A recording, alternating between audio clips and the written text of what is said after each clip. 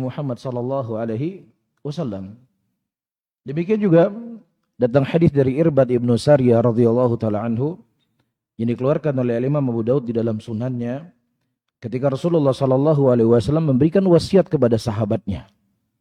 Ya, sampai-sampai wasiat itu membuat para sahabat ya bergetar hatinya dan kemudian mereka tumpah air matanya. Apa wasiatnya Rasulullah? Nabi berkata, "Alaikum bisunnati wa sunnatil khulafa'ir rasyidin al-mahdiyyin. Tamassaku 'alaiha bin nawajid."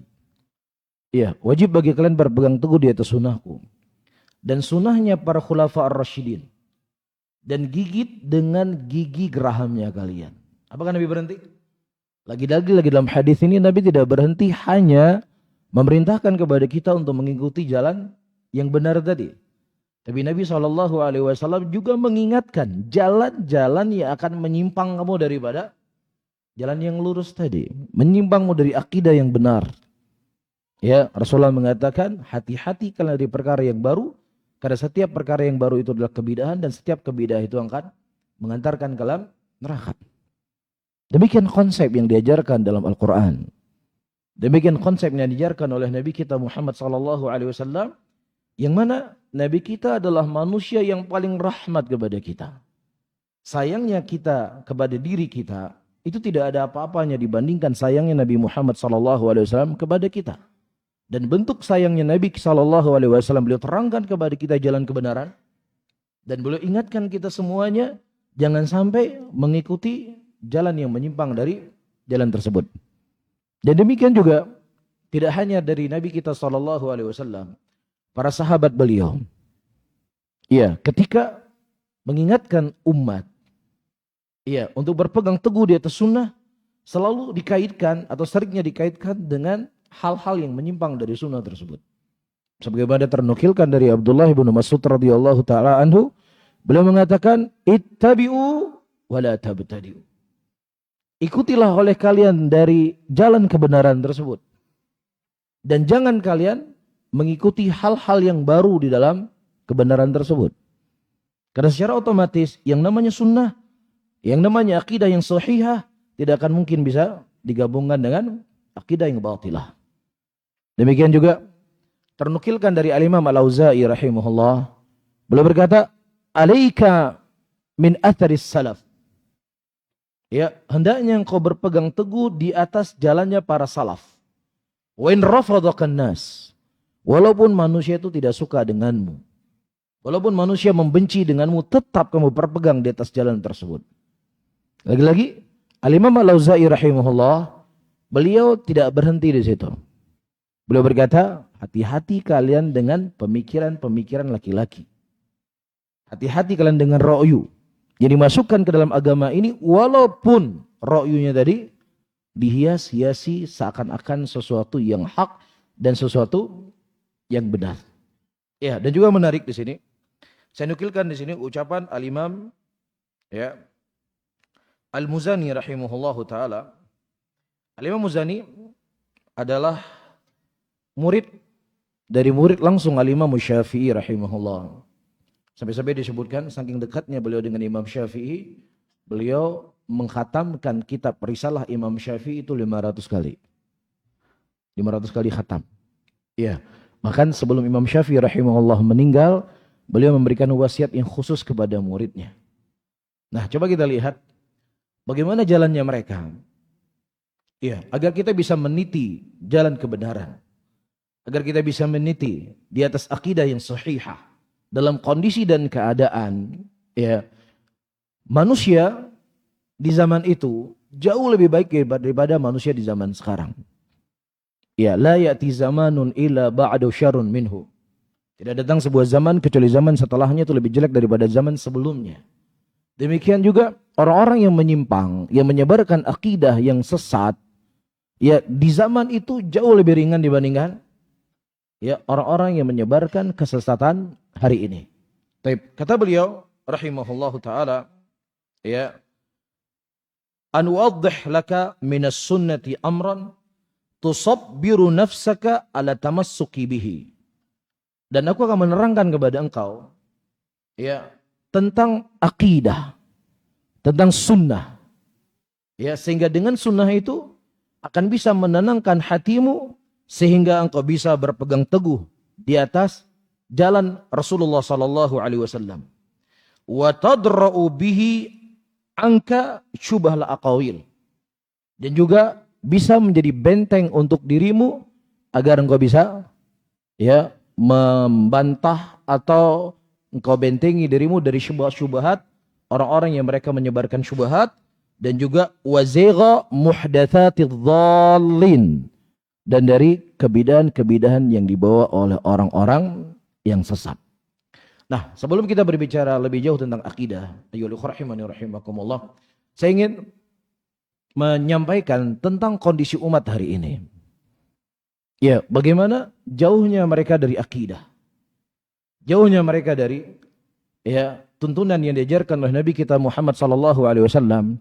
Bukan hanya perkara khilaf di antara ahlu sunnah dengan orang yang menyimpang dari sunnah dalam koridor Islam, tapi pada titik ya khilaf yang lebih parah daripada itu, yaitu persamaan agama samawiyah. 10 tahun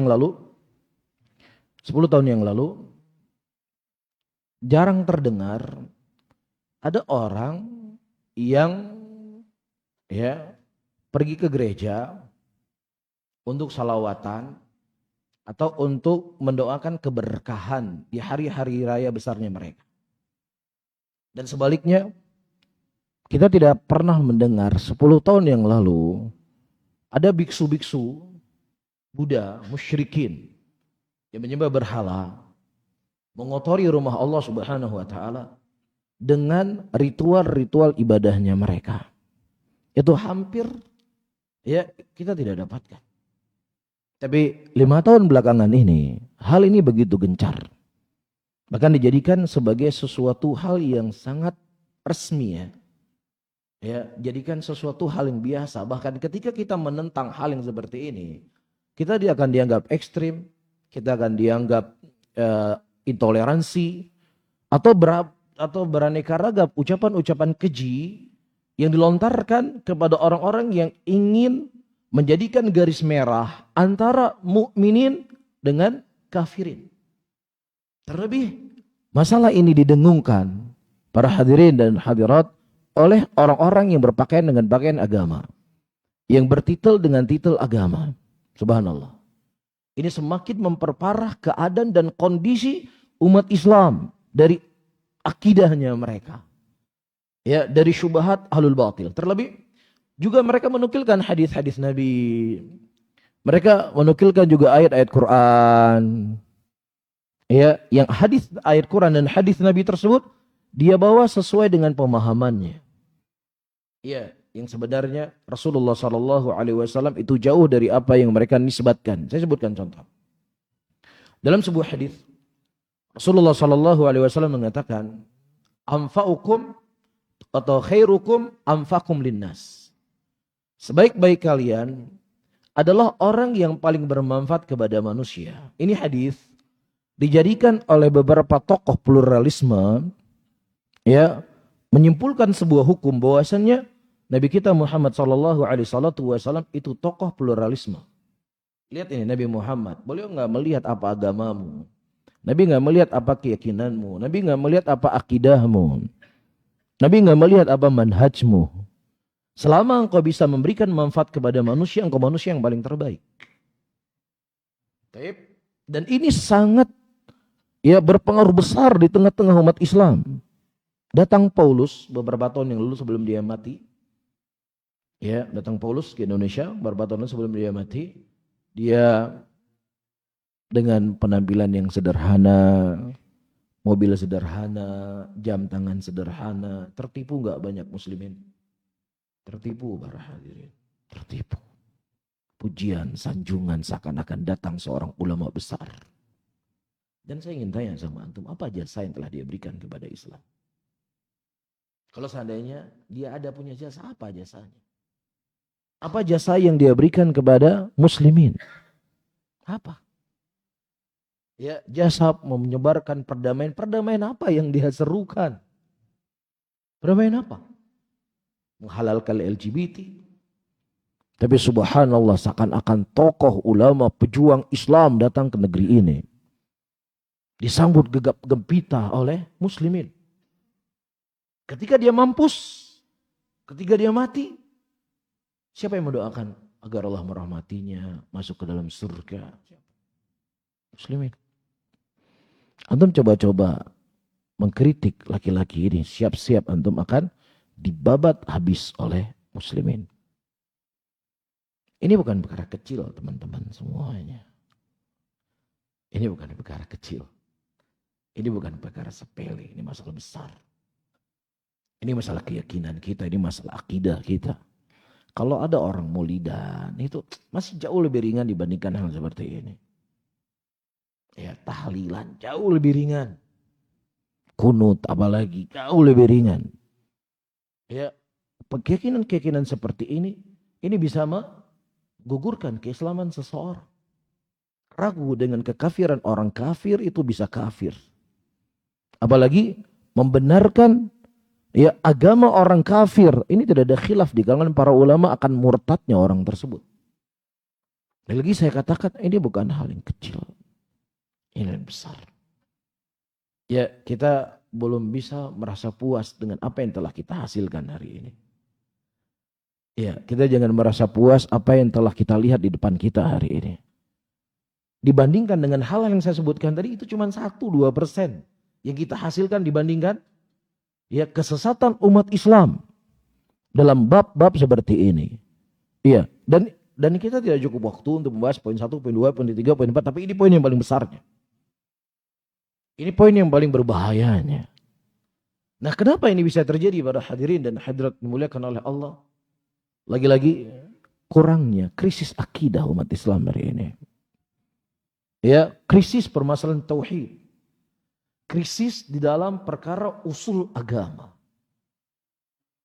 Dan terkadang sadar ataukah kita tidak sadar, sebagian para penuntut ilmu yang menisbatkan dirinya kepada salaf pun, ya, melihat kondisi dan keadaan manusia dengan Gen Z-nya, dengan segala hal-hal yang ada dalam keduniaan muslimin atau manusia hari ini, sebagiannya sudah mulai beranjak untuk tidak membahas masalah syirik, tidak bahas masalah bid'ah, tidak membahas masalah akidah, tidak bahas masalah penyimpangan-penyimpangan. Ini semakin memperparah keadaan. Ya, sementara yang kita ketahui daripada jalannya para imatus salaf kita tidak demikian. Sebagaimana nanti akan kita terangkan. Ini PR besar. Ya, ini PR besar. Baik, jumlahnya kita, sebanyak pun apapun jumlah kita, dibandingkan jumlah orang-orang yang seperti tadi para hadirin cuma sekian persen. Anda bisa bayangkan kalau seandainya Dajjal datang nanti di akhir zaman. Dia bisa menurunkan air hujan. Dia bisa menghabiskan air di tempat dia datang. Dia bisa menghidupkan orang yang mati. Dan dia mengatakan, saya Tuhanmu, sembahlah aku. Paulus datang, gak punya apa-apa dia. Gak bisa turunkan air hujan, mati juga. Mampus juga. Pakai kursi roda lagi. Anda coba bayangkan, pakai kursi roda. Jalan pakai kursi roda. Dajjal bisa turunkan air hujan. Dia mengatakan, saya Tuhanmu, sembahlah aku. Siapa yang bisa selamat kira-kira? Iya. Tidak ada bisa selamat kecuali siapa yang diselamatkan oleh Allah Subhanahu wa taala. Iya, dan kita yang hadir di sini, iya, yang menisbatkan diri kepada sunnah, apakah ada jaminan kita bisa selamat? Belum tentu. Belum tentu kita bisa selamat. Iya, karena sesuatu itu tergantung kepada khawatimnya, kepada penutupnya. Nah, sementara asyubahat, iya, kebatilan dibungkus dengan bungkusan yang indah, di packaging dengan packaging yang cantik, yang menawan. Iya, tentunya ini akan memberikan efek yang lebih berat untuk kita. Kalaupun mungkin kita bisa selamat, anak cucu kita belum tentu bisa selamat. Anak kita bisa selamat, belum tentu cicit kita bisa selamat. Karena itu perkembangannya begitu cepat. Prosesnya itu tiba-tiba saja terjadi. Ya, hal yang gak pernah dibayangkan oleh seorang muslim pun. Tidak pernah terbayang oleh kita kondisi-kondisi seperti ini para hadirin dan hadirat dimuliakan oleh Allah. Ya, terlebih sebuah kebatilan. Ketika kebatilan itu diulang-ulang, ya diperdengarkan terus menerus, dan kemudian tidak ada yang menyangkalnya, maka bisa saja kebatilan itu akan dianggap sebagai sebuah kebenaran. Baik. Banyak sekali dalilnya, di antara kisah kaum Nabi Nuh alaihissalam. Yang tadinya mereka membuat gambar-gambar sebagai motivasi mereka agar bisa lebih semangat beribadah. Kemudian akhirnya masalah syirik nggak pernah disinggung, masalah tauhid nggak pernah disinggung, masalah akidah nggak pernah disinggung. Akhirnya mereka menyembah patung-patung tersebut kepada selain Allah Subhanahu Wa Taala. Ada satu cerita diceritakan oleh Ibnu Al-Jauziyah rahimahullah. Ya, jadi ada seorang laki-laki, dia membawa seekor sapi keluar dari rumahnya. Di tengah perjalanan, ada orang berkata kepadanya, "Ya fulan, berapa kamu jual kambing kamu?" Yang dibawa apa? Sapi. "Berapa kamu jual kambing kamu?" Kemudian dia kata, "Kamu buta. Ini sapi nih saya bawa. Dan saya nggak ada niat untuk menjual sapi saya." Terus dia berjalan, ya, sampai pada titik, "Ya fulan, berapa kamu jual kambing kamu?" Akhirnya dia mulai bingung, ini kambing atau sapi? Ini kambing atau sapi? Ya, tapi kayaknya sapi ini. Tapi orang banyak bilang ini kambing. Sampai pada titik ayyuhal rahimani rahimakumullah, dia menjual sapinya dengan harga kambing. Karena apa? Karena sesuatu yang diulang secara terus menerus, ya, dia akan terlena dengan ucapan-ucapan tersebut, dan kemudian tersungkurlah dia ke dalam kehancuran. Dan juga seperti apa yang saya sebutkan tadi. Maka jadikanlah prinsip dakwatus salafiyah, prinsip dakwah Ahlus Sunnah adalah at-tasih al-aqidah. Mensucikan akidah walaupun kita mau dicaci maki, mau dibully, ya itu konsekuensinya. Untuk menyelamatkan diri kita, menyelamatkan keluarga kita, menyelamatkan anak keturunan kita. Dan menyelamatkan umat Islam. Karena ini bukan masalah sepele, ini masalah besar, ini masalah keyakinan, masalah surga dan nerakanya Allah Subhanahu wa Ta'ala. Dan apa yang syubhat ini insya Allah nanti akan kita jawab. Cuman saya ingin menerangkan dulu teman-teman semuanya tentang apa itu akidah.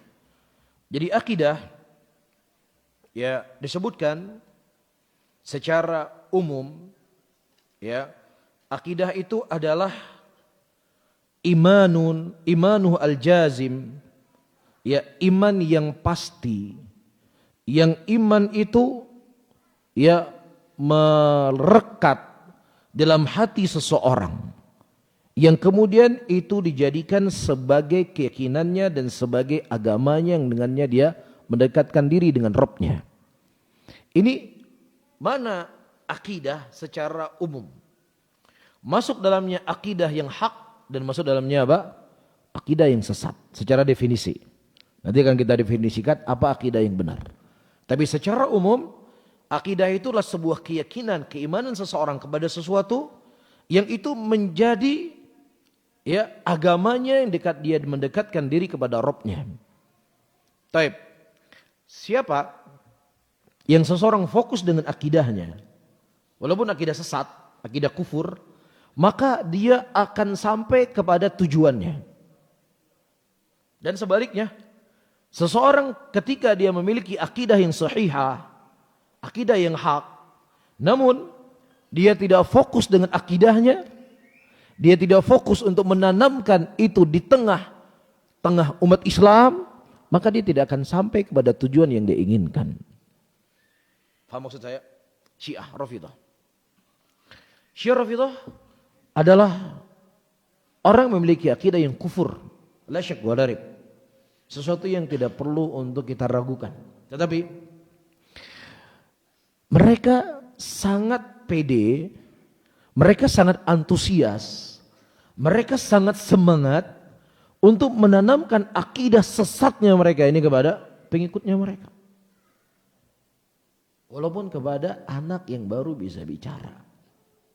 Itu ditanam sama mereka siang dan malam. Ya, dari kecil mereka sudah ditanamkan Abu Bakar kafir, Umar kafir, Aisyah pelacur, Abu Bakar togut, Umar togut dari kecil. Baru bisa bicara. Baru bisa bicara. Anak kecil baru bisa bicara. Iya, itu ditanamkan oleh mereka siang dan malam. Nah akhirnya tujuan mereka dapat enggak? Dapat yang mereka tujukan. Antum hanya terlihat kaget. Tidak pernah ada flyer kajian majelisnya Syiah. Enggak pernah ada kita lihat. Ya tiba-tiba pas cara hari Karbala yang hadirnya ribuan, puluhan ribu orang. Betul enggak? Puluhan ribu orang. Hampir di kota-kota besar mereka punya sekolah.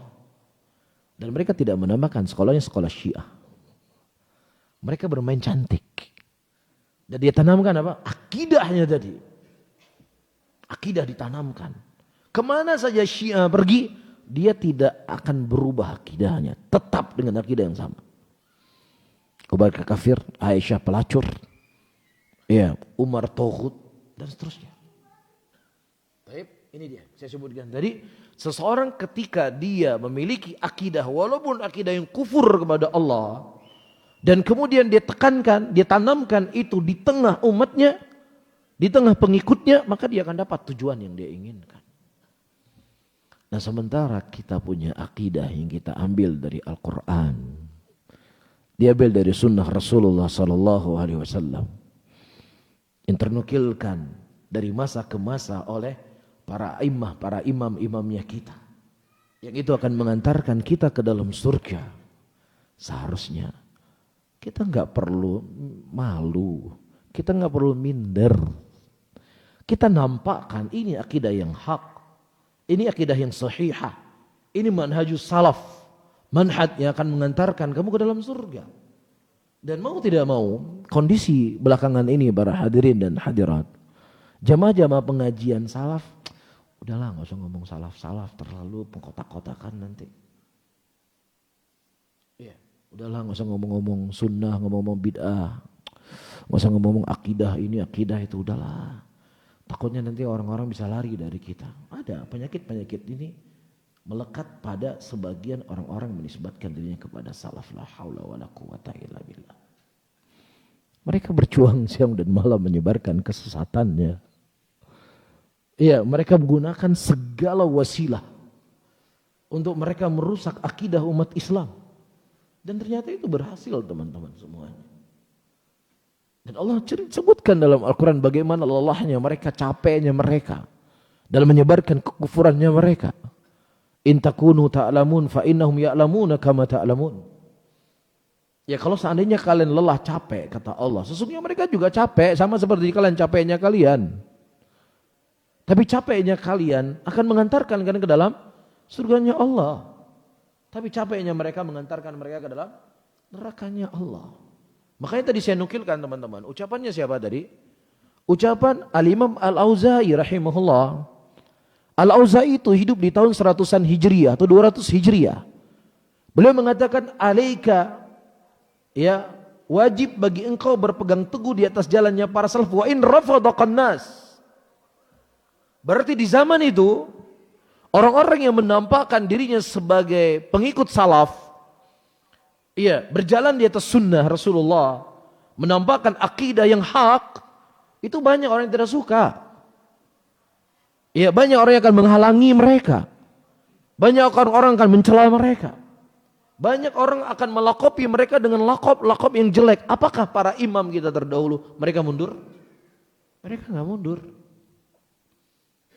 Mereka terus berjalan.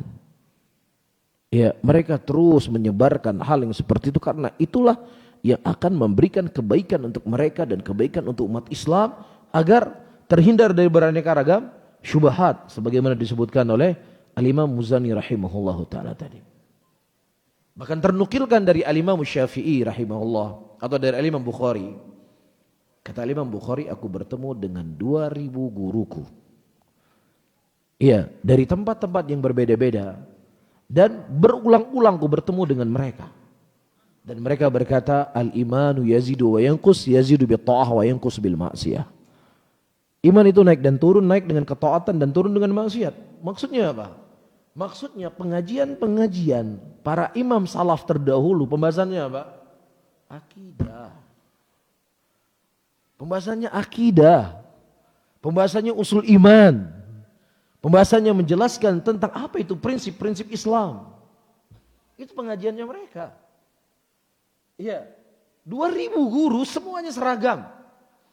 Dan bukan sekali bertemu, sekian kali bertemu tetap yang dibahas akidah, akidah, akidah, akidah. Bahkan Nabi SAW para hadirin, ketika beliau mengingkari orang-orang Khawarij, dan beliau mengatakan haulai kilabun nar, mereka itu anjing-anjing neraka. Mereka anjing-anjing neraka. Ya, diceritakan oleh para sahabat Rasulullah yang mendengar hadis ini, aku tidak mendengar sekali dari Nabi, tidak 2 kali, 3 kali, 3 4 kali, tidak 5 kali, tidak 6 kali. Cukup sering aku mendengar itu dari Nabi Muhammad sallallahu alaihi wasallam. Dalam keadaan di zaman itu enggak ada pelaku bid'ah, enggak ada. Yang ada muslimin, munafikin, musyrikin. Sebelum itu terjadi Nabi ingatkan. Sebelum itu muncul Nabi sebagai bentuk kasih sayang beliau kepada umatnya, ya, beliau peringatkan mereka dengan bab seperti ini. Ya, tutup telinga antum, ya ayyuhal ikhwah. Tutup telinga antum dari orang-orang yang berkata, ya kita udahlah nggak usah bahas-bahas akidah lagi, sebut-sebut bid'ah, sebut-sebut syirik, udahlah. Ya, repot kita, nanti terlalu banyak musuh. Kita oleh Nabi SAW tidak diperintahkan untuk menjauhi musuh. Nabi meminta kepada kita jangan cari musuh. Jangan cari. Iya. Tapi kalau seandainya musuh itu datang sama kamu, kuatkan kakimu. Kata Nabi, jangan kau berharap untuk bertemu dengan musuh. Fa in laqaitumuhu, dan kalau seandainya kalian sudah bertemu dengan mereka, kuatkan kaki kalian. Kuatkan. Iya, walaupun konteksnya di dalam peperangan para hadirin dan hadirat dimuliakan oleh Allah, tapi inilah yang harus menjadi pegangan kita sebagai seorang muslim, sebagai seorang ahlu sunnah yang berpegang di atas akidahnya. Taib. Kemudian, azan. Kita azan dulu, salat dulu. Oh, taib. Barakallahu fiik. Al-muadzin yu'adzin.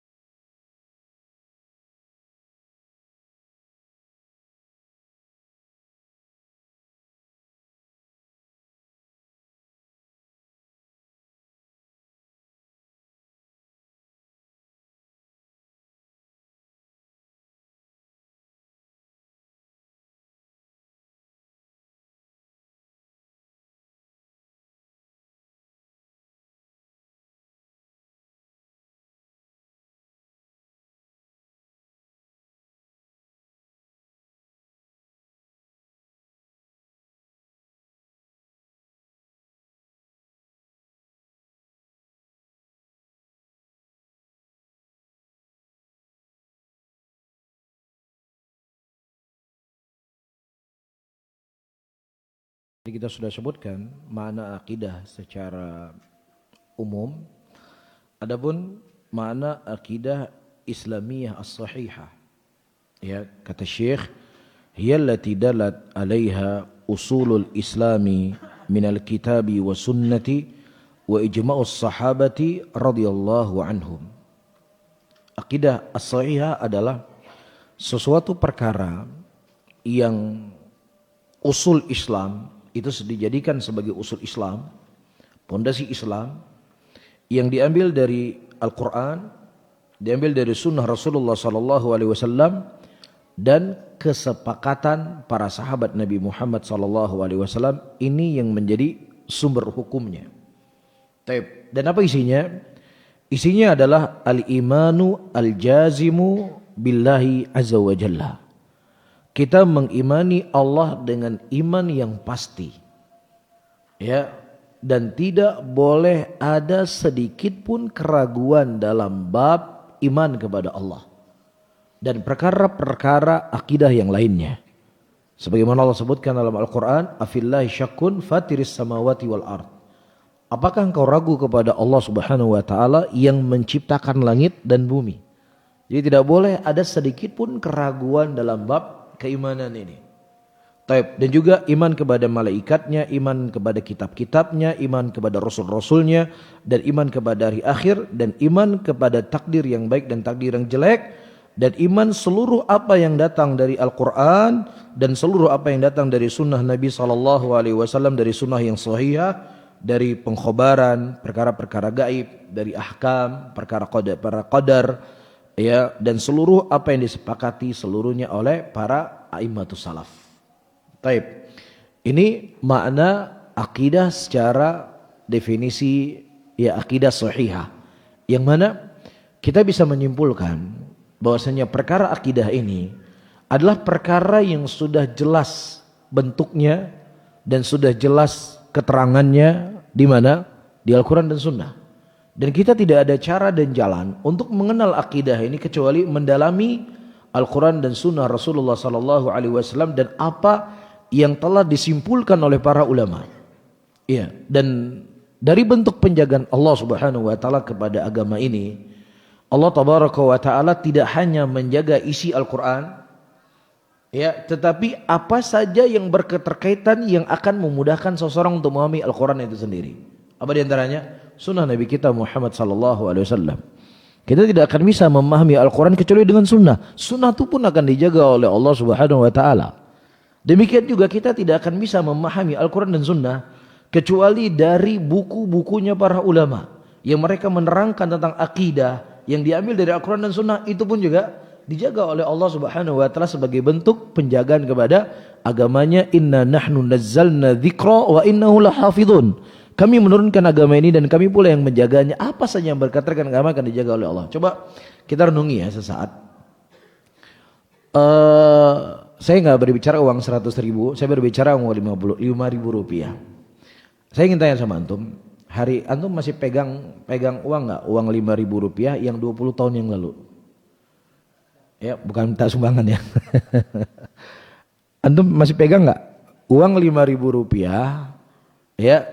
Tapi uangnya 20 tahun yang lalu. Ada? Masih ada? Enggak, saya enggak minta.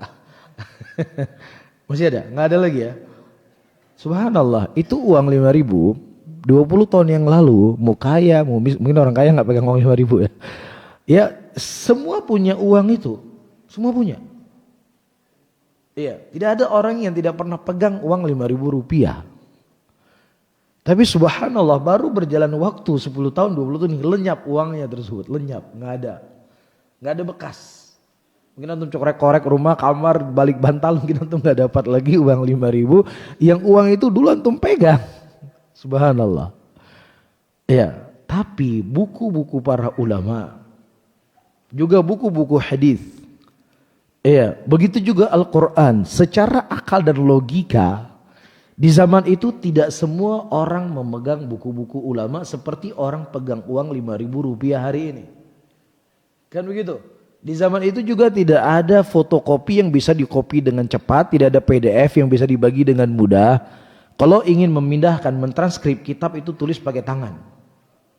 Tapi subhanallah, ketika itu berketerkaitan dengan agama, dengan hal yang akan bisa menyempurnakan seseorang memahami Al-Quran, memahami sunnah Nabi Muhammad SAW, itu dijaga oleh Allah Subhanahu Wa Taala. Allahu Akbar.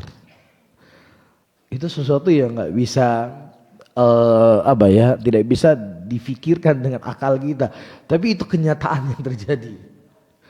Bukunya para ulama dijaga oleh Allah Subhanahu Wa Taala. Nah, sehingga dengan penjagaan buku tersebut, dari kitab-kitab tersebut, dari warisan-warisan mereka, nah itulah yang menjadi PR bagi kita untuk kita pelajari. Iya, Al-Imam As-Sabuni punya kitab Aqidah Salaf Ashabil Hadith. Imam Ahmad punya kitab Usulus Sunnah. Iya, Al-Imam Al-Muzani punya kitab Syarrus Sunnah. Al-Imam Barbahari punya kitab juga Syarrus Sunnah isinya. Iya, Al-Imam Al-Lalikai juga punya kitab Usul I'tiqad Ahli Sunnah wal Jamaah. Iya, Ibnu Battal juga punya kitab Al-Ibanah. Subhanallah. Buku-buku itu semuanya memaparkan dan menjelaskan tentang prinsip akidah Ahlussunnati wal Jamaah yang diambil dari Al-Quran, diambil dari sunnah Rasulullah sallallahu alaihi wasallam, ya, dan kemudian ternukilkan dari para a'immah sebelumnya. Ya, begitu juga Al-Imam Az-Zahabi punya kitab Al-Ulu yang menerangkan dan menjelaskan tentang tingginya Allah Subhanahu wa taala di atas arasy-Nya. Ini warisan yang mereka perjuangkan, para hadirin, warisan ini dengan darahnya mereka. Mereka wariskan ini dengan kelelahan dan capeknya mereka. Yang di zaman itu terkadang mereka tidak bisa menyebarkan keyakinannya mereka, tapi itu tetap menjadi pegangan mereka agar kita bisa mempelajari buku-buku tersebut, agar kita mendalami buku-buku mereka, agar menjadi keyakinan kita dan kemudian bisa menghilangkan syubhat ahlul batil di dalam merusak akidahnya umat Islam. Ya, bahkan antum melihat bagaimana perjuangan seorang ulama yang bernama Abu Yaqub, Yusuf Al-Buwaiti, Yaqub bin Yusuf Al-Buwaiti rahimahullah, seorang ulama Syafi'iyah. Ya, ketika terjadi fitnah khalqul Quran, beliau digiring dari negerinya ke Baghdad dalam keadaan dirantai dengan rantai yang begitu berat, dibawa perjalanan yang panjang, dan kemudian beliau dimasukkan ke dalam penjara. Dalam keadaan ketika beliau dimasukkan dalam penjara itu rantainya tidak dicopot, Taib. Kemudian beliau berkata, dengan aku mati di atas dengan diikat dengan rantai ini, lebih aku cintai supaya orang-orang yang datang setelahku mereka tahu ada orang yang mati yang dia mempertahankan akidahnya. Ada orang yang mati mempertahankan prinsip di antara prinsip Ahlus Sunnah, bahwasanya Al-Quran adalah kalamnya Allah Subhanahu wa taala. Hari ini kita menyebarkan sunnah, teman-teman, menyebarkan akidah, ya kita nggak sampai disiksa, nggak sampai di penjara, paling kita dibully, dicela, itu aja. Tetap makan sehari 3 kali. Gak mengganggu makan kita, ya tetap juga bisa tidur, gak mengganggu tidur kita, gak mengganggu pekerjaan kita. Cuman kita gak dianggap dai bijak saja sama orang-orang, itu aja. Ya ini ustadznya Masya Allah bijak sekali. Ya kalau yang ngomong ini ustadz bijak Syekh Shalih Fauzan, kita terima, ini rekomendasi dari seorang syekh yang berilmu. Tapi kalau yang ngomong bijak orang awam yang nggak ngerti tentang prinsip dakwah, yang mereka menilai bijak itu jangan salah-salahin orang, jangan ngomong-ngomongin tentang akidah-akidah orang. Itu kan pandangan orang, itu kan yang bijak kan. Anda jangan tertipu dengan ngomongan orang-orang awal. Ya, jangan tertipu dengan omongan-omongan dia mematikan, yang menganggap wah ini ustadz salaf yang paling bijak ini, nggak kayak ustadz salaf yang lainnya. Kalau Syekh Shalih Fauzan yang ngomong, Syekh Abdul Razak yang ngomong, Syekh Sulaiman Ruhaili yang ngomong, alhamdulillah ada rekomendasi kita dari seorang masyayikh yang mana dakwah kita benar, kan begitu. Tapi yang mereka orang awam, apalagi kadang yang ngomong hizbiyin, yang nggak sanggup untuk melihat, mendengar akidah yang sahih dan kemudian kita singgung akidahnya mereka. Iya. Taib. Kemudian ayyuhal hadirun wal hadirat yang dimuliakan oleh Allah, poin selanjutnya yang kita bahas, bagaimana cara agar kita bisa menjaga akidah tersebut. menjaga keyakinan kita tersebut, menjaga sunnah yang ada pada diri kita. Di sini disebutkan ada beberapa poin. Poin yang pertama adalah iqtida birrusuli fi ta'limin nas al-aqidah qabla al-amal. Ya, kita mengikuti jalannya para rasul. Ya, yang mana para rasul tersebut mengajarkan pengikutnya perkara akidah, perkara prinsip-prinsip dalam agama mereka sebelum mereka mengajarkan iman. Allah menyebutkan secara umum di dalam Al-Quran, وَلَقَدْ بَعَثْنَا فِي كُلِّ أُمَّةٍ رَسُولًا أَنِ اعْبُدُوا اللَّهَ وَاجْتَنِبُوا الطَّاغُوتَ. Dan sungguh kami telah mengutus setiap rasul, ya, yang mana rasul tersebut mengajak manusia untuk hanya beribadah kepada Allah dan menjauhi yang namanya taghut. Ini masalah akidah atau tidak? Ini masalah akidah. Jadi seluruh para nabi dan rasul yang diutus oleh Allah kepada suatu kaum, tugasnya mereka adalah mengajak manusia untuk beribadah hanya kepada Allah, memurnikan akidahnya, hatinya hanya untuk Allah Subhanahu wa taala. Iya, dan tidak ada satupun nabi dan rasul kecuali kita akan mendapatkan mereka akan merinci prinsip-prinsip ini. Kita mulai dari Nabi Yakub alaihissalam.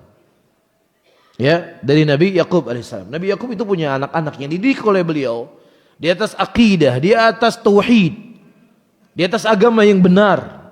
Bahkan ada di antara anaknya beliau adalah Nabi Yusuf alaihissalam.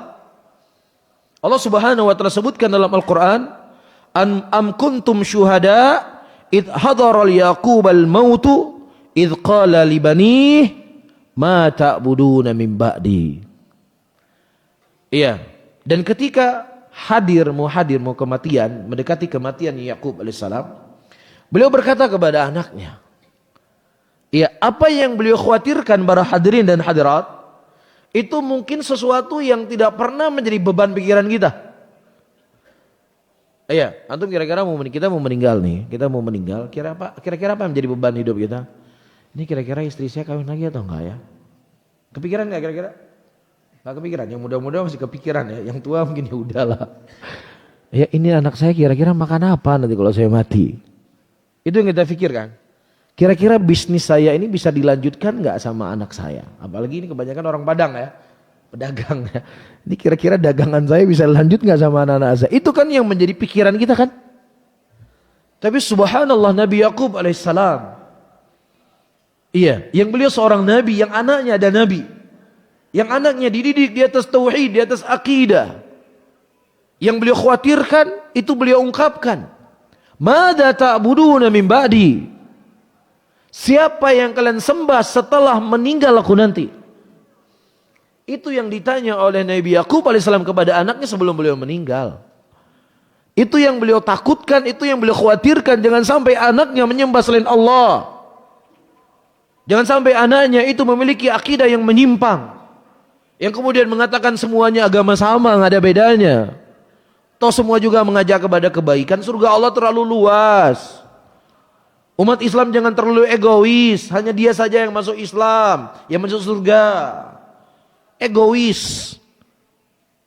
Iya, ini kan narasi-narasi yang dibangun, dan ternyata narasi ini cukup mematikan banyak orang.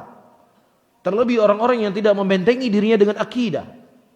Dan ketika anak-anak Nabi Yakub alaihissalam berkata, qalu na'budu ilahaka wa ilaha abaik. Kami akan menyembah Tuhanmu dan Tuhan bapak-bapakmu, yaitu Allah Subhanahu wa taala. Subhanallah. Dari mereka hidup sampai mereka mau meninggal, itu yang dia tanamkan kepada anak-anak mereka. Itu yang diajarkan kepada anak-anak mereka. Sehingga perkara ini teman-teman semuanya, ini bukan lulusan Yaman, bukan lulusan Madinah. Ya, lulusan Yaman memang kayak gitu. Ini bukan cerita Yaman Madinah ini. Kita cerita kalamnya Allah. Kita cerita hadis Nabi SAW. Kita cerita tentang manhajnya kita. Ya, makanya saya tadi nggak menyebutkan Syekh Yaman, Syekh ini. Saya bawa ayat Quran, saya bawa hadis Nabi. Saya bawa ucapan bagaimana para salaf kita memahami ini. Ya, seorang Nabi khawatir kepada anak-anaknya. Kemudian yang kedua, kisah ya disebutkan oleh Syekh Abdul Razak hafizahullah taala di dalam 10 kaidah di dalam menjaga hati. Poin yang pertama disebutkan oleh Syekh Abdul Razak. Ketika Umar bin Khattab radhiyallahu taala anhu melewati Utsman bin Affan. Dan kemudian pada saat itu Umar bin Khattab memberikan salam kepada Utsman bin Affan. Dan Utsman bin Affan tidak menjawab salam. Akhirnya menjadi pikiran buat Umar bin Khattab dan kemudian beliau mengadu kepada Abu Bakar, kenapa ya Utsman tidak menjawab salamnya saya? Akhirnya datanglah Abu Bakar menjumpai Utsman bin Affan radhiyallahu taala anhu dan berkata, "Wahai Utsman, tadi saudaramu melewati engkau dan memberikan salam kepadamu, kenapa engkau tidak jawab salamnya? Ada apa?" Kemudian kata Utsman bin Affan, "Saya tidak menyadari kalau Umar memberikan salam kepada saya." Kemudian kata Abu Bakar, "Apakah ada sesuatu yang kau fikirkan, wahai Utsman, sehingga engkau tidak menyadari sahabatmu memberikan salam untukmu?" Kira-kira ya, apa yang difikirkan oleh Utsman? Ini bisnis saya, kira-kira gimana? Ini ada krisis global ini. Jangan ke rumah saya bisa-bisa tak habis ini tahun ini. Omset saya, kebun saya bisa berkurang ini. Ya, kalau kita belah hati kita ya. Mungkin semuanya isinya apa? Fulus. Betul nggak? Itu kan yang paling kita khawatirkan ya. Ini dolar tambah naik, semuanya mahal. Ya, beli bahan baku mahal. Kalau saya jual barang, ya takutnya orang ada beli sementara bahan baku mahal. Itu kan yang jadi beban pikiran kita setiap hari kan. Betul nggak? Ya. Tapi subhanallah, Utsman bin Affan radhiyallahu taala anhu, sahabat Rasulullah sallallahu alaihi wasallam yang dijamin masuk surga. Baik, bahkan Nabi mengatakan Utsman rafiqi fil jannah. Utsman itu sahabat saya dalam surga. Iya, dan malaikat Jibril itu malu dengan Utsman bin Affan saking ya akhlak pemalu itu melekat pada diri Utsman radhiyallahu taala anhu. Yang beliau fikirkan adalah Rasulullah sallallahu alaihi wasallam meninggal dan aku belum sempat bertanya kepada Rasulullah apa kunci keselamatan agar aku bisa selamat dengan fitnah dunia ini. Subhanallah, Allahu Akbar. Dalam keadaan beliau hidup di zaman khalifahnya Abu Bakar Siddiq radhiyallahu taala anhu. Rakyatnya seperti Umar bin Khattab radhiyallahu taala anhu. Wanita-wanitanya seperti ibunda Aisyah radhiyallahu taala anha. Subhanallah. Hidup di zaman keemasan Islam. Hidup di zaman yang Allah memuji mereka dan Rasulullah memuji mereka. Tapi Utsman masih khawatir tentang kondisi dan keadaan dirinya. Setelah Abu Bakar radhiyallahu taala mendengar penjelasan Utsman, beliau berkata, itu dzon yang saya dzonkan kepada engkau wahai Utsman. Pasti ada sesuatu engkau tidak menjawab salamnya Umar. Tetapi kata Abu Bakar, apa yang kau fikirkan wahai Utsman juga aku fikirkan. Subhanallah. Yang difikirkan oleh Utsman bin Affan difikirkan oleh seorang manusia yang paling terbaik di muka bumi ini setelah para nabi dan rasul, Abu Bakar Siddiq radhiyallahu taala anhu. Nah, Siddiqul Akbar.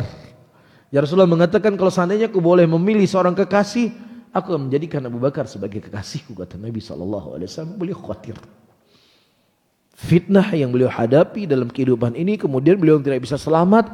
Namun itu kuncinya beliau telah bertanya kepada Nabi Muhammad SAW. Abu Bakar Siddiq radhiyallahu taala anhu berkata, aku pernah bertanya kepada Nabi, ya Rasulullah, apa kunci keselamatan agar aku bisa selamat dari kehidupan dunia ini?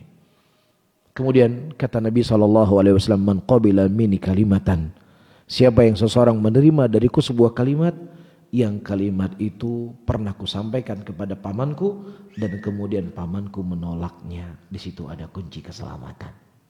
Apa itu? Kalimat tauhid, la ilaha illallah. Akidah lagi. Jadi bukan Yaman ya. Bukan Yaman, wala Madinah, wala Mesir, wala Syekh. Ya, ini usul agama kita. Ini prinsip agama kita yang diajarkan oleh manusia yang paling sayang kepada kita. Yang paling mencintai kita. Yang paling menginginkan kebaikan untuk kita.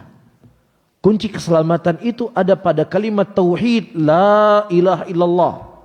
Yang kembali prinsip-prinsip Islam, yang kembali perkara-perkara akidah, yang kembali perkara-perkara al-wala wal bara. Kepada siapa kita berloyalitas dan kepada siapa kita harus berlepas diri, itu semuanya kembali kepada mana? Kalimat tauhid la ilaha illallah. Taib. Kemudian yang ketiga, yang menjadi prinsip dakwahnya Rasulullah sallallahu alaihi wasallam, yang dengannya kita akan bisa selamat menghadapi beraneka ragam asyubahat, ya, yang itu diajarkan oleh Nabi Muhammad sallallahu alaihi wasallam bukan hanya kepada orang yang sudah lama masuk Islam, tapi juga diajarkan oleh Nabi kepada orang yang baru masuk Islam sekalipun. Masalah apa? Masalah akidah, masalah tauhid. Karena terkadang belakangan ini orang awam itu jangan diajarkan tauhid dulu lah, takutnya nanti lari. Terus ngajarin apa? Nggak diajarin tauhid. Hah? Apa mau diajarin? Jangan diajarin akidah dulu. Terus mau diajarin apa? Iya. Dan apa dalil kamu mengatakan orang awam itu jangan diajarkan tauhid dulu? Apa dalilnya? Apa sandarannya? Apa hadisnya? Siapa ucapan ulama salaf yang mengatakan demikian? Siapa? Kita tidak mengingkari kalau orang punya siasat, ya kita bahasnya faraid, nanti selipin akidah. Kita terima. Tapi jangan singgung-singgung dulu tauhid, jangan singgung-singgung dulu akidah, jangan singgung-singgung dulu bid'ah, jangan singgung-singgung dulu syirik. Ini dari mana ini? Saya nggak tahu dari mana. Tapi yang saya ketahui dari Nabi saya dan Nabi antum semuanya, Nabi Muhammad sallallahu alaihi wasallam, fokusnya beliau kepada tentang akidah, tentang tauhid, walaupun kepada orang baru masuk Islam. Seorang pemuda yang berasal dari negeri Yaman, bernama Tufail bin Amr Ad-Dawsi. Dia seorang musyrik. Dia datang kota Mekah, tidak ada tujuan sama sekali untuk masuk Islam. Karena dia pembesar yang berasal dari negeri Yaman, disambutlah oleh para tokoh-tokoh Quraisy pada waktu itu. Setelah dijamu dengan jamuan, diberikan tempat tidur, kemudian mereka mulai berkata, wahai Tufail, hati-hati kamu dengan laki-laki yang bernama Muhammad ini. Dia telah merusak tantanan kehidupan kami. Dia telah mencela agama kami. Dia telah merusak persatuan di antara kami. Dia telah memisahkan antara ibu dengan anaknya. Hati-hati kamu dengan dia, jangan sampai apa yang terjadi pada diri kami terjadi pada dirimu dan di negerimu. Sehingga membuat Tufail bin Amr takut untuk bisa bertemu dengan Muhammad ini sallallahu alaihi wasallam. Tapi subhanallah, Allah berkehendak lain. Akhirnya dia pergi ke Ka'bah, dia tawafnya musyrik. Akhirnya dari kejauhan dia melihat seorang laki-laki yang begitu tenang. Sehingga terseretlah Tufail bin Amr sedikit demi sedikit, tiba-tiba dia berada di samping Nabi Muhammad sallallahu alaihi wasallam. Kemudian Tufail berkata pada dirinya, ya Tufail, engkau adalah orang yang berakal. Kalau seandainya apa yang dia ucapkan adalah benar, apa yang kau menghalangi kau untuk menerimanya? Tapi akhirnya dia berkata, wahai Muhammad, aku telah mendengar sesuatu yang jelek tentang dirimu. Sampai aku ingin menutup telingaku dan takut apapun yang keluar dari mulutmu. Tapi sebenarnya apa yang kau ajarkan? Akhirnya Rasulullah menyebutkan Islam demikian. Dan kemudian Tufail masuk Islam dan beliau belajar beberapa saat dengan Nabi Muhammad SAW. Tidak lama. Belajarnya hanya beberapa saat. Setelah dia selesai belajar dengan Rasulullah pada saat itu, akhirnya dia pulang ke kampung halamannya. Nggak sampai bertahun-tahun, diajak ibunya masuk Islam, diajak bapaknya masuk Islam, diajak istrinya masuk Islam. Dan semuanya masuk Islam. Tapi ketika istrinya masuk Islam, dia berkata kepada istrinya, wah istriku, pergilah engkau mandi di Syarra. Di Syarra inilah tempat keramat buat mereka. Di situ ada batu dan ada air yang mereka punya keyakinan tidak boleh mandi di tempat tersebut, pantang. Kalau mandi bisa kualat di situ. Ada di sini? Hah? Nggak ada ya? Pamali. Kalau dulu kita kecil-kecil kan, kalau tunjuk kuburan, jangan tunjuk kuburan, bengkok tangan nanti, ditiup. Ada di sini?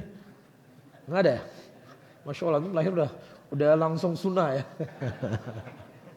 Jadi ini keyakinannya mereka. Jadi ketika beliau berkata pergi engkau mandi ke situ, akhirnya istrinya berkata, wahai suamiku, engkau tidak takut Dzsyarah ini akan memudaratkan saya, ini akan mencelakakan saya, ini sudah menjadi warisan leluhur nenek moyang kita. Apa kata suaminya? Kata Tufail bin Amr, idhabi wa ghatasili wa ana dhaminun laki. Pergi engkau mandi ke situ, aku sebagai penjamin untuk dirimu. Dia cuma sekedar batu yang tuli, yang buta, yang tidak bisa memberikan manfaat kepadamu dan juga tidak bisa menghilangkan mudarat darimu. Saya ingin tanya kepada antum, as'alakum billahi wal ikhwah. Saya bertanya kepada antum dengan nama Allah, kalau seandainya Nabi Muhammad sallallahu alaihi wasallam tidak prioritaskan tauhid, tidak prioritaskan akidah, tidak mengajarkan usul-usul iman, usul-usul Islam kepada Tufail bin Amr ad-Dawsi radhiyallahu taala anhu, apakah beliau akan keluar dari mulut beliau apa yang beliau katakan tadi? Apakah akan keluar? Kalau Nabi mengajarkan, pokoknya kamu jadi seorang muslim yang baik ya, baik sama tetangga, baik sama orang tua, baik sama istri, juga salat malam, akhlak yang baik, ya suka berbagi-bagi, hari Jumat berkah atau sebagainya misalnya. Itu saja bisa dibatasi oleh dakwahnya Rasulullah. Dia pulang ke kampung halamannya, ia tetap juga akan menganggap ini nggak boleh mandi di situ, pantangan ini. Ya kan, di mana bumi kita pinjakan, situ langit kita junjung kan. Tapi subhanallah, bukan pembahasan tadi nggak baik ya, pembahasan itu hal yang baik. Tetapi itu semuanya tidak akan berarti kalau tidak ada akidah yang benar. Ya, tidak diajarkan tauhid. Nah sementara ini orang baru masuk Islam, belum lama beliau masuk Islam, belajar bersama Nabi Muhammad sallallahu alaihi wasallam, beberapa saat sudah paham pokok-pokok Islam. Karena itu yang diajarkan oleh Nabi kita Muhammad sallallahu alaihi wasallam kepada para sahabatnya. Itu yang ditekan oleh Nabi sallallahu alaihi wasallam siang dan malam. Ya, maka jangan sampai lisan-lisan kita, teman-teman, menjadi penyambung lisan-lisan orang-orang liberal tanpa kita sadari. Apa lisan-lisannya orang liberal? Ya, Islam itu kan turun di zamannya unta, di zaman padang pasir. Zaman sekarang kan sudah zaman modern. Jadi bisa saja Al-Quran itu sudah nggak relevan. Harus ada beberapa hal yang perlu direvisi. Karena nggak cocok lagi di zaman sekarang. La haula wala quwata illa billah. Walaupun bahasa kita nggak bahasa seperti itu, tetapi mirip-mirip. Ya, kita udahlah jangan lagi bahas masalah tauhid, masalah akidah, ini terlalu begini. Kamu pikir sunnahnya Nabi hanya berlaku di zaman itu, nggak berlaku di zaman sekarang? Kamu pikir prinsip dakwah yang diserukan oleh Nabi SAW tidak berlaku di zaman sekarang? Ya, ini Gen Z, mereka itu begini, mental health, jadi pembahasannya begini. Mau ada Gen Z, Gen X, Gen Y, Gen apapun, sunnah Nabi SAW itu akan berlaku sampai yaumul qiyamah. Itu metodenya dakwah Nabi kita Muhammad SAW, tasawwuf aqidah. Ya, sebagaimana disebutkan oleh Syekh di sini. Ya, hal yang akan menjaga akidah seseorang adalah apa? Mengikuti sunnah Nabi Muhammad SAW dengan membersihkan akidah. Ya, dan sesuatu perkara-perkara yang menyimpang dari akidah tadi. Baik. Kemudian yang kedua, di antaranya adalah tasfiyah aqidatina minasyawaib al-bidah wa syirk. Ya, kalau sudah selesai saya diinfokan ya. Jam berapa selesainya ya? Pensucian akidahnya kita dari kotoran-kotoran kebidahan dan kotoran-kotoran kesyirikan. Ya, ini juga menjadi prinsip di antara prinsip dakwahnya para nabi dan rasul untuk menjaga akidahnya kita. Ya, makanya dari buku-buku yang saya sebutkan tadi, teman-teman, buku-buku yang saya sebutkan tadi, Aqidah Salaf Ashabul Hadis, ya, Syarhus Sunnah lil Ajurri, Ushulus Sunnah lil Imam Ahmad, ya, kemudian Al-Muzani, pasti di dalam pembahasan kitab-kitab mereka ada satu bab yang mereka tulis dari mauqif Ahlus Sunnah adalah ya sikap tegasnya mereka kepada bid'ah dan orang-orang yang berbuat bid'ah. Semua buku Yang saya sebutkan tadi judulnya, antum silakan buka, silakan baca. Itu dijadikan usul daripada usul Ahlus Sunnah. Itu dijadikan prinsip dari prinsip Da'watus Salafiyah. Dan lagi-lagi saya katakan, bukan Yaman, bukan Madinah. Ya, itu buku-buku yang dinukilkan oleh para ulama kita, Imam Ahmad, ya, Al-Ajurri, As-Sabuni, Al-Muzani, dan yang lainnya. Untuk apa ini semuanya? Untuk menjaga agama kita dari syubhat-syubhat orang-orang yang kemudian mengaburkan perkara akidah.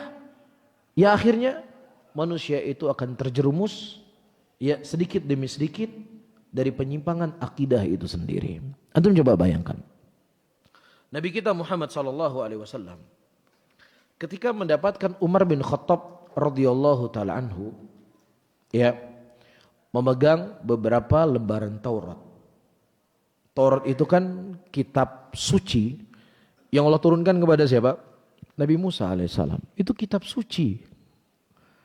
Ya, bukan kitab batil, bukan, kitab suci. Yang dipegang oleh Umar adalah kitab suci tadi. Kemudian kata Rasulullah SAW, ya Umar, kalau seandainya Musa hidup di zamanku, ya, dia harus mengambil Al-Quran sebagai landasan hukumnya. Maksudnya apa? Ini kitab sudah mansukh, sudah dihapus.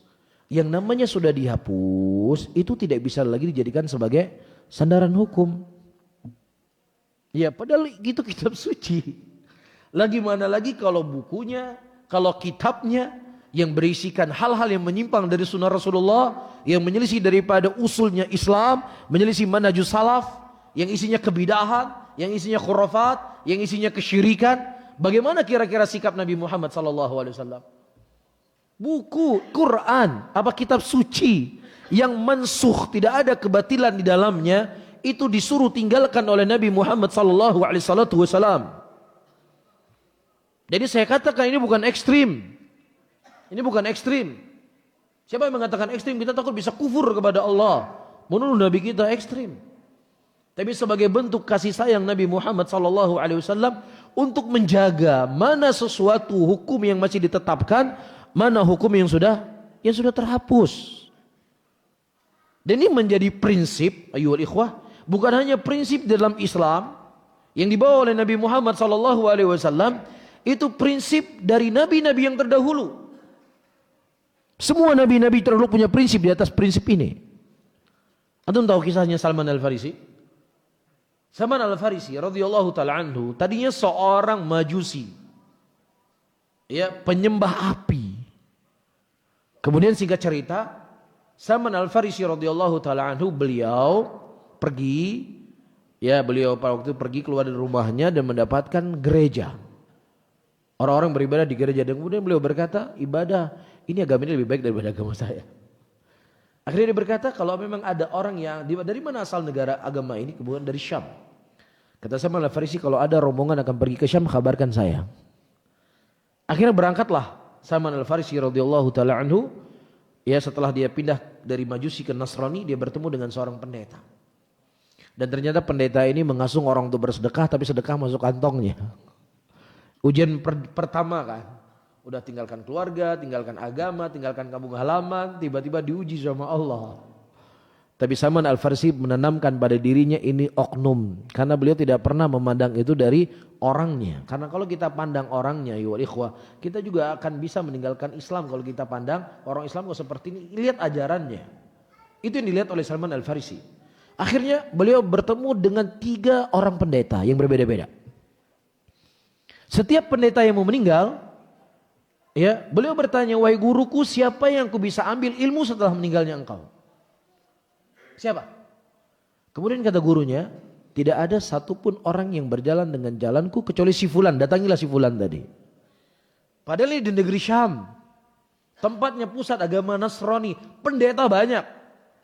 Dan tidak semua pendeta ditunjuki oleh siapa? Oleh pendeta gurunya tadi, si fulan datangi. Iya, didatangi oleh Salman Al-Farisi. Ketika pendeta ini akan meninggal, dia bertanya lagi, wahai guruku akan meninggal, siapa yang kau bisa berikan wasiat setelah meninggalnya engkau? Kemudian pendetanya berkata, sudah tidak ada satupun lagi yang berjalan seperti jalanku dan kedua sahabatku kecuali si fulan saja. Hanya dia tok tinggal satu orang. Padahal itu pendeta banyak di situ. Gak ada pendeta tersebut berkata, wahai Salman, jangan ekstrim kali lah. Ya, semua orang juga punya dalil, orang juga punya hujah, orang juga punya pandangan. Ambil saja dari mana, pendeta banyak di sini, jangan mengkotak-kotakan umat. Banyak pendeta, ambil baiknya, tinggalkan jeleknya, enggak ada. Beliau berkata tidak ada satupun yang berjalan seperti jalannya aku kecuali si fulan. Didatangi oleh Salman Al-Farisi radhiyallahu taala anhu, dan itu pendeta yang terakhir beliau datangi sebelum dia meninggal.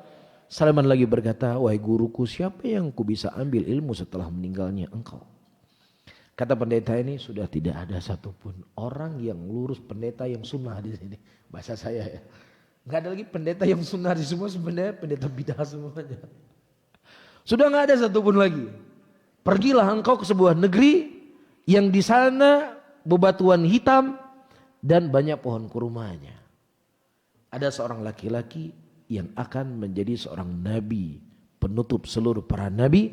Dia tidak makan sedekah dan ada tanda kenabian di pundaknya. Itu dipegang benar oleh Salman Al-Farisi radhiyallahu taala anhu. Akhirnya beliau berangkat. Kira-kira sebelum saya lanjut ceritanya, kira-kira teman-teman, kalau beliau milih belajar sama pendeta-pendeta yang lain, kira-kira bertemu nggak sama Nabi? Ya pendeta lain nabinya aja dijadikan Tuhan. Gimana dia akan mau bertemu dengan Nabi SAW? Tapi karena kehati-hatian tadi, ya, atau ekstrim lah ya kata orang ya, beliau menjaga itu benar. Setelah singkat cerita beliau menjadi budak, terus panjang ke ceritanya. Akhirnya beliau mendapatkan kabar kalau Nabi datang ke kota Madinah. Enggak langsung percaya juga. Beliau selidiki dari ilmu yang beliau dapatkan dari gurunya. Hari pertama Rasulullah, Salman Al-Farisi memberikan apa? Memberikan sedekah kepada Rasulullah. Dilihat dari jauh, enggak makan ternyata Nabi. Ya, nah besoknya dikasih lagi sama Salman Al-Farisi sebagai hadiah, dimakan oleh Rasulullah. Ini tanda pertama ini saya dapat. Kemudian Salman Al-Farisi berjalan ke belakang pundak Nabi SAW dan Nabi mengetahui Salman Al-Farisi ingin melihat tanda kenabian dan kemudian dibuka oleh Rasulullah SAW dan kemudian Salman Al-Farisi memeluk Nabi Muhammad SAW dan beliau mengucapkan asyhadu an la ilaha illallah wa asyhadu anna Muhammad Rasulullah. Ya, ini memberikan pembelajaran kepada kita teman-teman semuanya. Hidayah itu mahal. Dan sesuatu yang mahal itu harus dijaga. Antum punya bisnis saja, ada orang-orang punya bisnis, dia pergi keluar kota, dia pergi umroh ditutup tokonya. Kenapa ditutup? Dia nggak percaya sama orang. Betul nggak? Ya, saya punya teman jual bandret di sana di Medan, Sorbat namanya. Itu kalau dia pergi keluar kota, sebuah minggu dia mau naik umroh misalnya tutup. Ya, karena apa? Dia nggak ingin hal-hal ada yang nggak benar dalam bisnisnya dia. Ini masalah dunia, salah nggak salah. Yang tentunya dalam masalah agama kita, masalah akhirat kita, kita harus lebih ketat. Kita harus lebih menjaga. Ya, ada poin ketiga, poin keempat, poin lima, kelima, keenam, ketujuh. Ya di sana. Tapi dua hal ini cukup bagi kita dan ini sebenarnya pengulangan ya teman-teman ya. Ini pengulangan. Antum insya Allah lebih sering mendengar dan lebih berhebat, lebih baik lagi ilmu yang antum dapat karena antum subhanallah ya Pekanbaru ini dakatirohnya banyak, dokter-dokter banyak, calon dokter juga banyak mau pulang ke sini belum lagi ustadz-ustadz subhanallah. Ya jadi ibaratnya ya kadang-kadang orang makan daging sekali-sekali pingin makan ikan asin kan. Makan daging terus kan kadang-kadang ya makan daging setiap hari sekali-sekali kita makan ikan asin gitu. Ya makan ikan asin, makan ya biar suasana hidup itu bisa lebih berwarna. Ya, jadi sebenarnya bukan sesuatu yang baru apa yang saya sampaikan, tapi itu sesuatu yang sudah antum dengar. Cuman ada satu syubhat yang ingin saya jawab tadi. Jangan sampai itu menjadi syubhat buat antum. Ya syubhat pluralisme tadi. Dan syubhat ini, ya, dengannya saya tutup pengajian. Syubhat ini teman-teman itu sudah pernah ditawarkan oleh Abu Lahab CS kepada Nabi SAW. Ya. Mereka awalnya meminta kepada Nabi untuk menghentikan dakwahnya beliau dengan diberikan pemberian-pemberian. Apapun yang diinginkan oleh Nabi SAW.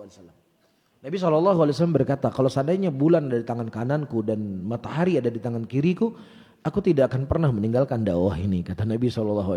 Akhirnya mereka berkata, gini aja lah Muhammad, ya daripada ini masalahnya nggak selesai-selesai, jadi tahun ini kita menyembah Tuhan kami, tahun depan kita menyembah Tuhan kalian. Nah ini saja, ini win solusi ini. Ya, jadi kita fokus untuk membangun ekonomi Mekah, jangan ribut-ribut terus, karena nggak ada manfaat ribut-ribut seperti ini. Hebat ya? Hah, ini Masya Allah sangat bijaksana nih Abu Lahab. Tapi subhanallah, ketika hal ini ditawarkan kepada Nabi kita Muhammad SAW, Allah menurunkan ayat. Iya. Afa ghairallahi ta'muruni a'budu ayyuhal jahilun. Apakah kepada selain Allah engkau mengajak aku untuk beribadah kepadanya wahai orang-orang jahil?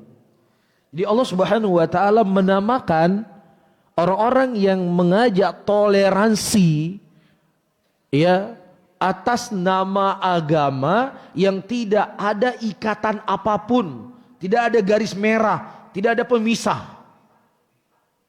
Ya, itu dianggap oleh Allah Subhanahu wa taala sebagai kejahilan.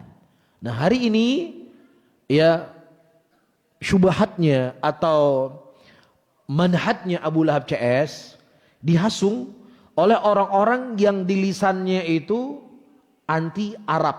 Betul enggak? Jangan bawa agama Arab ke sini. Ya, kami punya agama sendiri. Mereka enggak sadar omongan-omongannya mereka ternyata diadopsi dari orang Arab. Cuman Arabnya Arab Abu Lahab. Arabnya Arab Abu Jahal.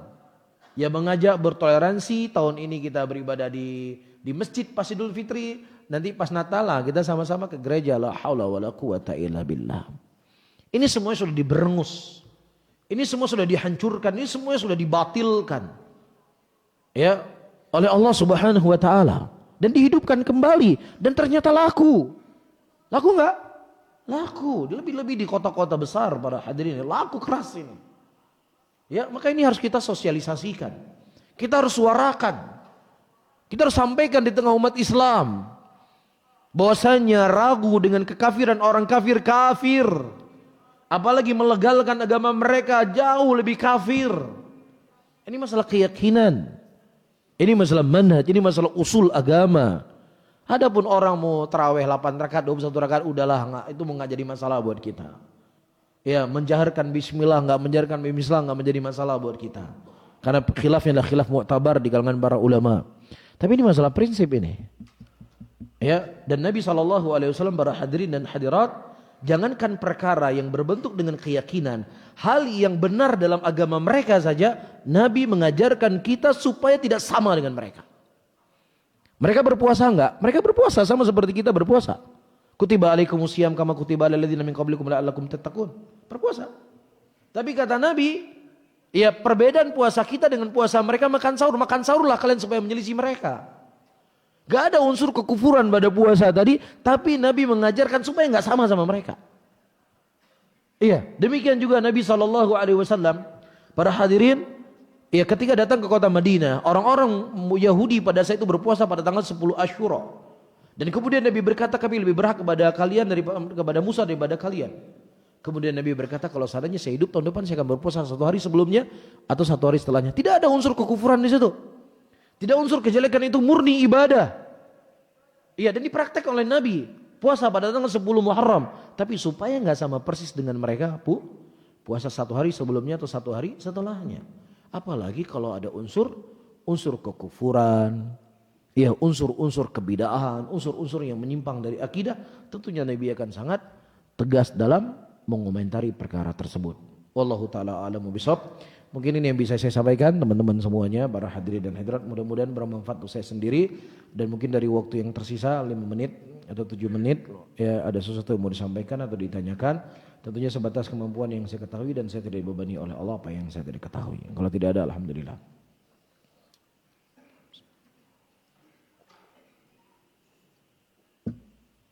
Kita tutup ya, sudah lapar ya.